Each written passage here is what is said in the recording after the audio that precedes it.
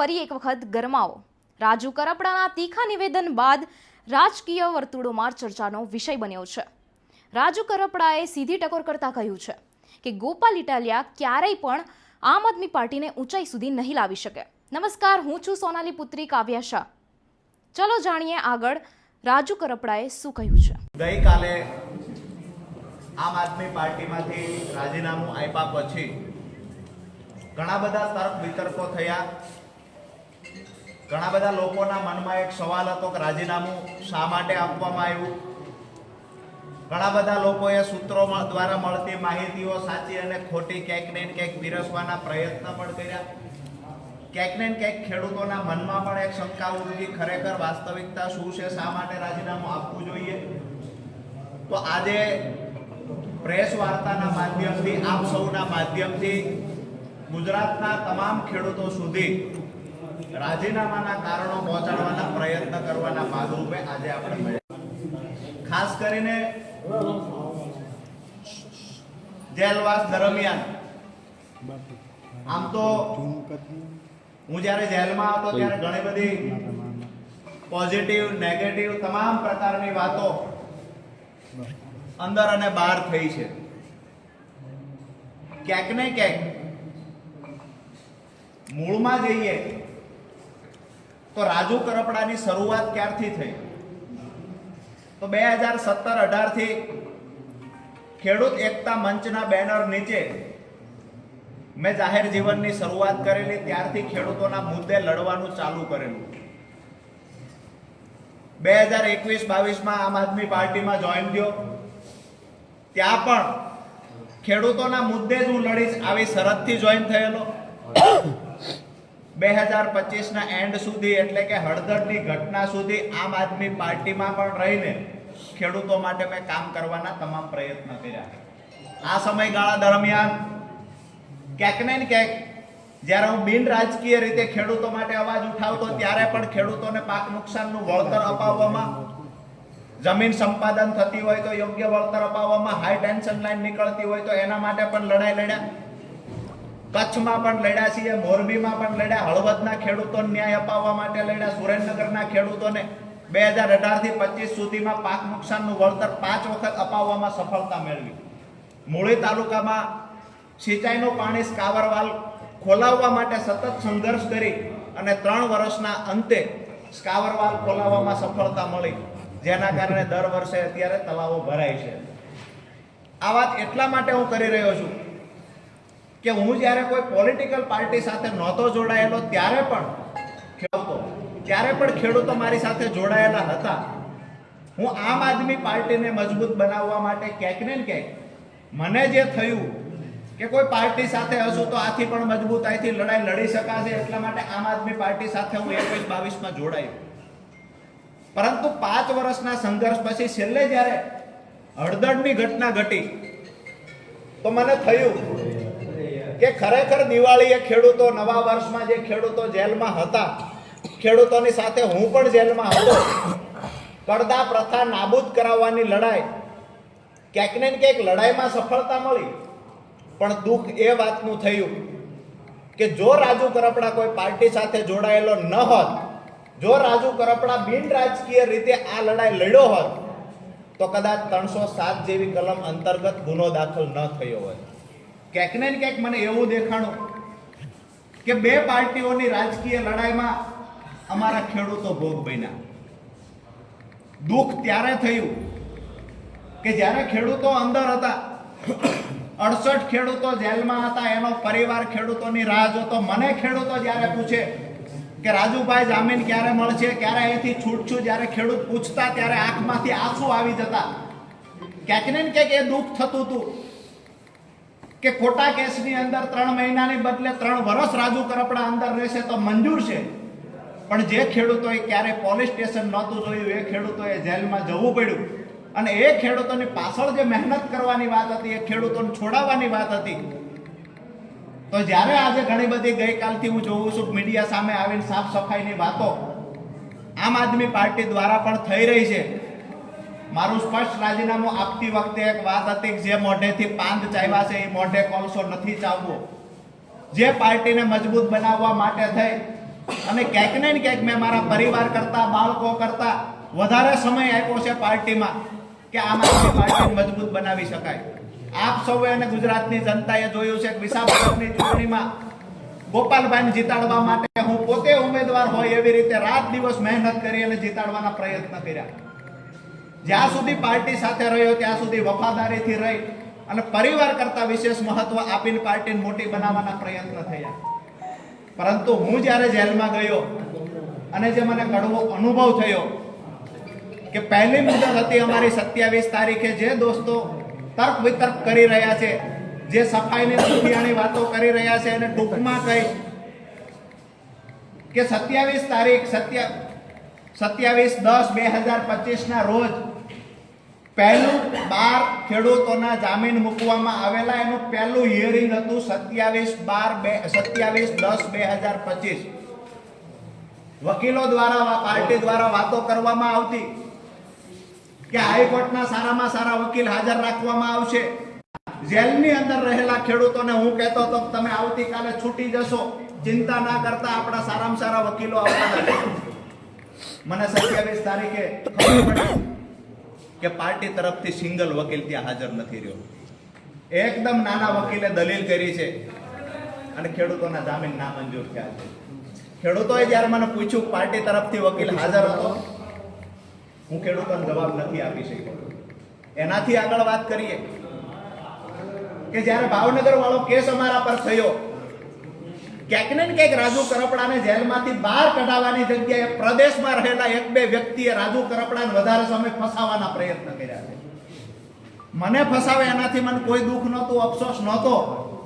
કદાચ હું એમનો હરીફ બનીશ ભવિષ્યમાં, આવું સમજીને ફસાવવાના પ્રયત્ન થયા. પરંતુ મારા ખેડૂતોને પણ મારો ગુસ્સો રાખીને, ખેડૂતોને પણ જેલમાં રાખીને, ખેડૂતો સાથે ક્યાંક ને ક્યાંક ગેમ થઈ હોય આવું જ્યારે દેખાણું, ત્યારે જેલમાં બેઠા બેઠા નિર્ણય કર્યો હતો કે આવનાર સમયમાં જે પણ કાંઈ થશે એ બિન રાજકીય રીતે મારાથી થશે એટલું કરીશું. અને જ્યારે પણ કોઈ એવું કહે છે કે ખેડૂતોનું અમે આ સારું કામ કરીએ છીએ, તો કોઈ પણ પાર્ટીના લોકો સારું કામ કરતા હશે, પછી સત્તામાં રહેલા લોકો હોય કે વિપક્ષમાં રહેલા લોકો સારું કામ કરશે, તો એના જાહેર મંચ પરથી વખાણ કરીશું. મહત્વની વાત એ છે કે મારો વિડીયો જે મારી પર ભાવનગરમાં બીજો કેસ થયો, આ વિડીયો અમારી પાર્ટીના મહામંત્રીને માત્ર મેં આપેલો ત્યારે કહેલું હાજર થતા પહેલા કે આ વિડીયો 31 તારીખે ચલાવવાનો છે, એવી રીતે મારી પાસે માંગવામાં આવેલો. આજે હું એટલા માટે આ સફાઈ આપું છું કે સવાલો ઘણા બધા થાય છે પાર્ટી તરફથી. ગઈકાલથી ક્યાંક ને ક્યાંક મારા માટે નેગેટિવ ચલાવવાના પ્રયત્ન થાય છે. હું આજ પણ કહું છું કે હું મૂંગો બેઠો છું એટલું સારું છે. જો મારી જીભ ખુલશે, મારું મોઢું ખુલશે, તો લોકોને જવાબ દેવાના લાયક તમે લોકો નહીં. કારણ કે જે પણ મેં જેલમાં અનુભવ્યું એની સાથે સાથે જે પણ પાછળથી જે ગેમ થઈ છે એ ખરેખર ક્યારેય સ્વીકારી ન શકાય. પોતાના લોકો પાસે અપેક્ષા ન હોય એવી ગેમો થઈ છે પાછળથી. મેં જે વિડીયો આપ્યો હતો એ વિડીયો 31 તારીખે ચલાવવાનો હતો, એમાં પણ કાંઈ ભૂલો હોય તો એને એડિટ કરીને ચલાવવાનો હતો. એની જગ્યાએ 29 તારીખે વિડીયો રિલીઝ થઈ જાય છે, વાયરલ થઈ જાય છે. એ વિડીયો અંતર્ગત મારી પર ભાવનગરમાં ગુનો દાખલ થાય છે. એ ગુનો દાખલ થયા પછી મને 11/11/2025 ભાવનગર લઈ જવામાં આવે છે. ત્યાર પછી બીજા દિવસે મારા પરિવારને કહેવામાં આવે છે કે ગુનામાં જામીન મળી ગયા છે. હું સતત વારંવાર કહેતો રહું છું કે મને જામીન મળી ગયા હોય તો અહીંયા બીડો જમા કરાવો. મને 30/11 ખબર પડે છે કે એમાં જામીન નથી મળ્યા, પાર્ટી ખોટું બોલી રહી છે. મેં કહ્યું કે હવે ફરીવાર સેશનમાં જામીન મૂકો. સેશનમાં જામીન મૂક્યા. 4/12/2025 જામીન મૂક્યા. 4 મુદતો પડી 18 તારીખ સુધી, એટલા માટે કે અમારા તરફથી કોઈ વકીલ ત્યાં હાજર નહોતો. વિષય એ છે કે કાયદાની વાતો કરી, કાયદા કથાઓની વાતો કરી અને લોકોને સલાહ આપનાર વ્યક્તિ જ્યારે પાર્ટીના પોતાના પરિવારના લોકોને જ્યારે કાયદાકીય રીતે માહિતીની જરૂર હતી, કાયદાકીય સલાહની જરૂર હતી, ત્યારે મૌન થઈને બેઠા છે. ક્યાંક ને ક્યાંક વધારે સમય અંદર રહ્યા હોય તો મને એવું દેખાય છે કે પાર્ટીના અમુક પ્રદેશમાં રહેલા લોકોની નિષ્ક્રિયતાના કારણે અંદર વધારે સમય રહેવું પડ્યું છે. જે મદદ કરવાની હતી ત્યાં મદદ કરવાની જગ્યાએ ક્યાંક ને ક્યાંક નુકસાન કર્યું છે. એટલે મેં નક્કી કર્યું છે કે બે રાજકીય પાર્ટીઓની લડાઈમાં ખેડૂતોના થતા કામ અટકી રહ્યા છે તો બિન રાજકીય રીતે ખેડૂતોની સાથે રહીએ અને આવનાર સમયમાં ખેડૂતોના કામ કરીએ. વિષય એ છે કે કોઈ લોકો ગઈકાલથી એવું પણ ચલાવે છે કે રાજુ કરપડા ઉપર કોઈ એક કેસ છે, 2 કેસ છે, જેના કારણે રાજુ કરપડા ડરી ગયા. આ કેસ 10 વર્ષ જૂનો કેસ છે અને ત્યાર પછી હું જાહેર જીવનમાં આવ્યો ને ડંકાની ચોટ પર હળદરના કાર્યક્રમ સુધી હું લડ્યો છું. ક્યારેય મારા ચહેરા ઉપર કોઈ કેસનો ડર દેખાયો નથી અને જેલનો ડર નહોતો રાજુ કરપડાને પહેલા, નહોતો આવનાર સમયમાં. હું આજે પણ કહું છું કે જ્યારે ખેડૂતો પર અન્યાય થશે તો બિન રાજકીય રીતે આંદોલન રાજુ કરપડા કરશે. જ્યારે પણ ખેડૂતોનો અવાજ આવશે કે અહીંયા અમારે મદદની જરૂર છે તેને ખંભે ખંભો આપવાની તૈયારી રાજુ કરપડાની છે. અને જે લોકોને ડર હતો કે આંદોલન દરમિયાન કેસ થશે એ લોકો તો હળદળથી આવવાથી દૂર રહ્યા છે. અમે ખેડૂતોને કમિટમેન્ટ આપ્યું તો હું હળદળમાં આવીશ અને હું એનકેન પ્રકારે હળદળ પહોંચ્યો છું. એટલે જૂના કેસની કોઈ વાતો કરતા હોય તો લગભગ હું એવું માનું છું કે રાજકીય પાર્ટીમાં જોડાયેલા નેતાઓ 50%થી વધારે એવા છે જેના પર કેસ છે અને કેસ ચાલતો હોય તો એમાંથી નીકળવા માટેના 25 પ્રકારના લોકશાહીમાં દરવાજા છે. રાજુભાઈ અપક્ષમાંથી લડશે કે કઈ રીતે? આજે ચૂંટણી લડવાની મેં કોઈ વાત નથી કરી. મારી વાત એટલી છે રાજુભાઈ પ્રવીણ રામે એવું કીધું અત્યારે કે રાજુભાઈ જેલમાં હતા ત્યારે ભાજપના ઘણા બધા કાર્યકર્તાઓ મળવા આવતા, સીસીટીવી જાહેર કરે તો દૂધનું દૂધ ને પાણીનું પાણી થાય. મને કોઈ મળવા આવ્યું નથી, સિંગલ ટાઈમ મળવા આવ્યું નથી. મારી મુલાકાત ઓલરેડી મારા પરિવારને અઠવાડિયે એકવાર આપવામાં આવતી હતી. આનાથી વિશેષ બીજા મારા સંબંધીઓને પણ મળવામાં મુલાકાત દેવામાં નહોતી આવતી. તો ભાજપના નેતા મળવા આવતા, ફલાણા લોકડા ઢીકડા નેતા મળવા આવતા હતા. ગઈકાલથી આજે ચલાવવામાં આવે છે, કેસવાળી વાત ચલાવવામાં આવે છે.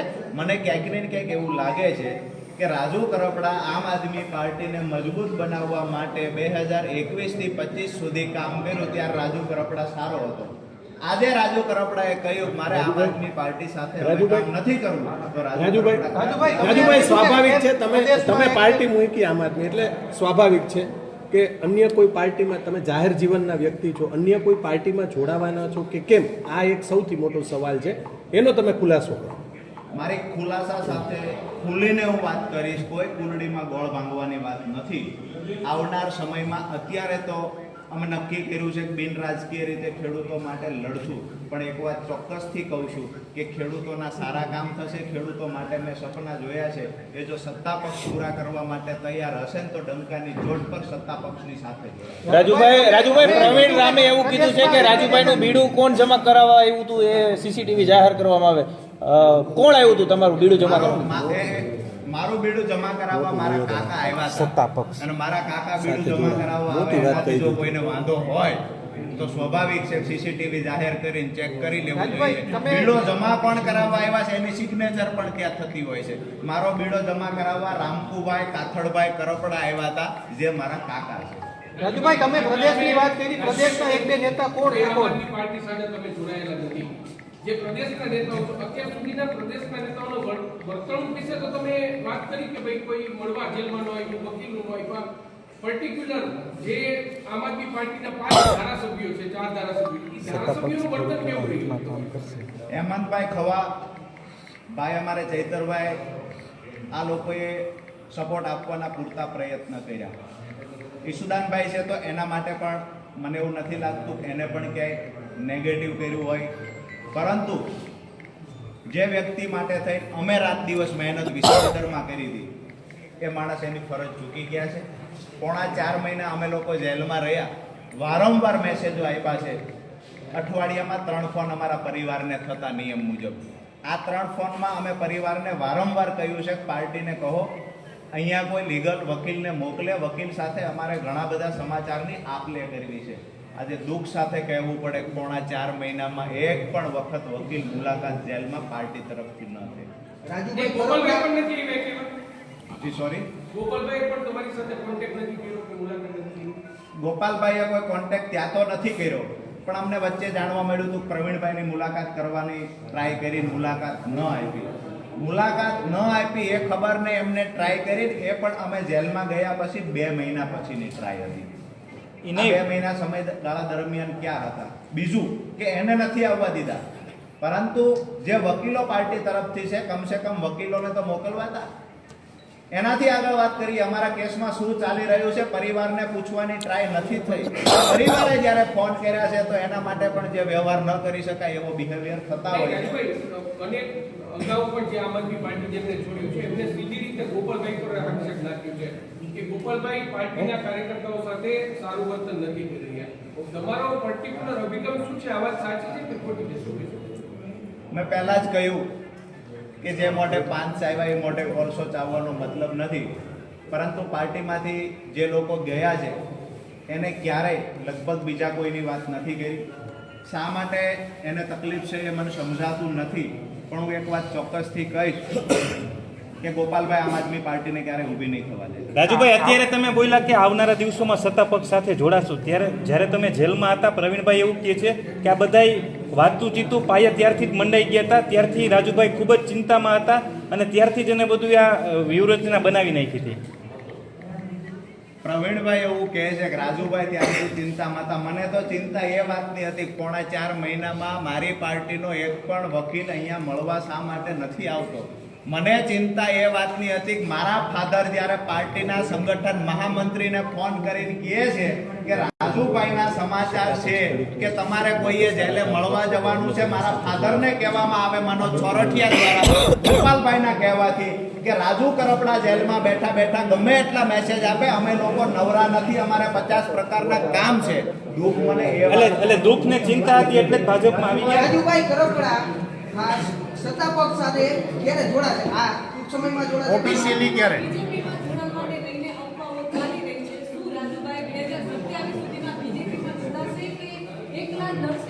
આજની તારીખે આ માત્ર અફવા છે. મેં પહેલા પણ કહ્યું, હજુ કહું, હું કોઈ પાર્ટીમાં નથી જોડાવાનો. આવી વાત હું કોણ કર્યા પછી જોડાઈશ આવો કોઈ વિષય નથી. હું કોઈ પાર્ટીમાં નથી જોડાવાનો. આવતીકાલે, પરમ દિવસ, પહેલે દિવસ કે અત્યારે નક્કી કર્યું છે આવું બિલકુલ નથી. આજે નક્કી કર્યું છે કે હજુ ખેડૂત સંમેલન બોલાવીશું, ખેડૂતો સાથે ઘણી બધી ચર્ચાઓ કરીશું. અમારી ટીમના મોટાભાગના લોકોને ગઈકાલે આગેવાનો મળ્યા છીએ. આવનાર સમયમાં સંમેલન બોલાવીને પણ મળીશું, ચર્ચાઓ પણ કરીશું. પણ અમુક જે અમારા મુદ્દાઓ ખેડૂતોના છે, મેં એ જ વાત કરી કે ખેડૂતોના મુદ્દાઓ કોઈ પણ પૂરા કરવાની તૈયારી દર્શાવશે એટલે જાહેરમાં રાજુભાઈ હમણાં તો એમ કીધું કે સત્તા પક્ષ આવી જશે.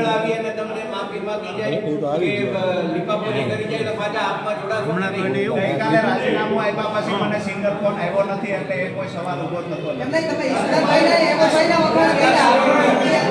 હિંમતભાઈ અને ઈશ્વરભાઈના વખાણ કર્યા તો બંનેને તમારી સાથે લઈ જશો? શક્યતા ખરી કોઈ મોટા નેતા તમારી બીજા સાથે કોઈ નેતા તમારી જેમ નારાજ હોય કે અન્યાય થયો હોય એવા? 2-3 લોકોનું સુરતથી આવેલાનું પાર્ટી પર પ્રભુત્વ વધતું જાય છે. મને એવું દેખાય છે કદાચ આવનાર સમયમાં કોઈ નેતા રાજુ કરપડા બનવાની કોશિશ કરશે, કોઈ નેતા મોટો બનવાની કોશિશ કરશે તો જે હું બન્યો છું એ નેતા નહીં, અત્યારે જે તમારી સાથે મોટા નેતાઓ હતા એમાં કોઈ નારાજ હોય એમાં તો તમારી જેમ એમને પણ હવે તમારી સાથે રાખશો કારણ કે કદાચ આવી શકે.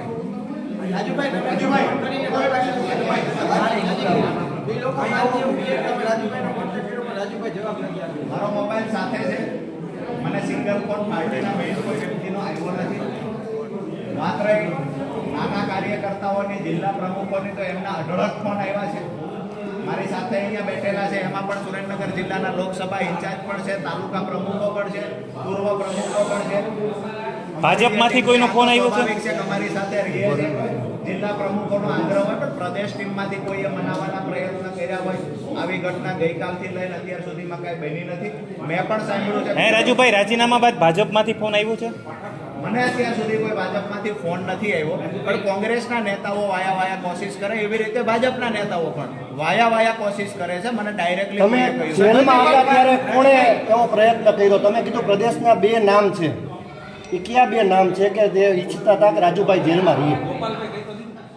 મેં સ્પષ્ટ તો કરી દીધું. બીજા નેતા કોણ? જેના માટે બીજા નેતા કોણ? 2 નામ તમે કીધા. બીજા નેતા મેં મનોજભાઈ સોરઠિયા નામ આપ્યું. કે જેને મારા ફાધર સાથે પણ ખરાબ બિહેવિયર કર્યો છે કે રાજુભાઈ કરપડા જેલમાં હોય નહીં તો જેલમાંથી ગમે તે મેસેજ આપે, અમે નવરા નથી એમના માટે. રાજુભાઈ ખાસ એવું પણ એક વાત આવે છે સુરતના નેતાનું નામ આપો તો એ કોણ? ભાજપની બી ટીમ છે. આપ તો હવે આમ આદમી પાર્ટીમાં 5 વર્ષ થયા, શું હકીકત શું છે? આ બે લોકો સિવાય ભાજપની બી ટીમ કદાચ આમ આદમી પાર્ટીમાં કોઈ હોય એવું મને નથી લાગતું. આ ગોપાલભાઈ ને રાજુ બની શકે. સાહેબ તો આ જેલમાંથી છૂટ્યા પછી આટલા દિવસે કેમ નહીં કર્યું? તે દિવસે જાહેરાત કેમ નહીં કરી? પરિવારમાં લગ્ન હતા 10 તારીખ સુધી પરિવારમાં લગ્ન હતા 5 અને પરિવારના લગ્નમાં રાજુભાઈ ગોપાલભાઈ ભાજપના સંપર્કમાં છે. ગોપાલ ઇટાલિયા મનોજ સોરઠિયા તમે કીધું બી ટીમ એટલે ભાજપના સંપર્કમાં મનોજ સોરઠિયા અત્યારે કયા હોદ્દા પર પાર્ટીમાં? પાર્ટીમાં સંગઠન મહામંત્રી છે, મહત્વના હોદ્દા પર છે, લાંબા સમયથી છે. મારી વાત એ છે કે બે ટીમ જ્યારે આમ આદમી પાર્ટીની વાત થતી હોય તો હું આજ દિવસ સુધી આમ આદમી પાર્ટી સાથે હતો. આમ આદમી પાર્ટીને બી ટીમ તરીકે કામ કરતા નથી જોયું, પણ આમ આદમી પાર્ટી મજબૂત ન થાય એના માટે આ બે નેતાઓએ કામ ચોક્કસથી કર્યું છે. એટલે મને બી ટીમ તરીકે ગોપાલભાઈ કોની સંપર્કમાં છે? રાષ્ટ્રીય કક્ષાએ કેમ જાણ ન કરી? કોઈ ફરિયાદ કરી, કમ્પ્લેન આ લોકોની?